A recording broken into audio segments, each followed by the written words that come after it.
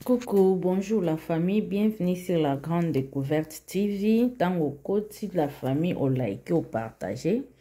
Et merci na baboni na biso nyonso bazawana bazoti kabiso te bazo continuer ko s'abonner pe ko tala ba vidéo na biso bo continuer la famille et ça la biso bien.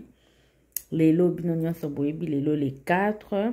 Lelo normalement ezalaki jour oyo fere falaki abetame. Tellement ça qui retrait a retiré qui nae concert nae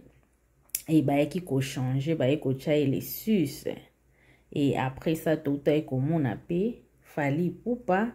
tanga moni fait rigola comme les 6 fali poupa pe a sali nae retirada a sali retrait a lingi nae soko beta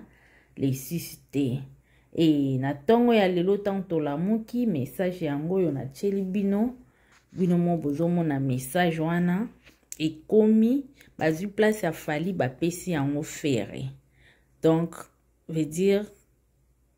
na message oyo ba cheli biso il a kisi que balobi fere gola akobeta double concert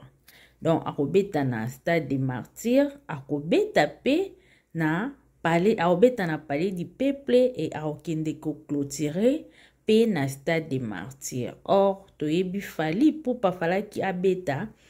na stade des martyrs de 20h à l'aube. Mais na message oyo bacheli biso tomoni kaka batie fere gola robeta kaka na 20h mais babakisi biso l'aube te. Alors toyebi te akobeta na 20h na stade des martyrs akosi sa air nini. Wana nde en tout cas toyebi te mais biso tomoni awa bati kaka akobeta na 20h et bati biso akobeta double concert et bakisi na suka wana la fin de Otortine wana toyebi déjà fali poupa bafinga kaye bablobaka ke ayembaka za l'homme de l'Otortine bon toyebi te babakisi la fin de Otortine la pona nini mais biso en tout cas tozotala kaka ndenge makambo ezoleka mais message toyelaki bino yango yo bandeko bo like bo partager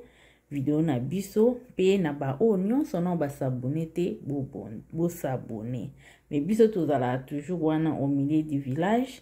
si ya fali toyaka si ya fere gola toyaka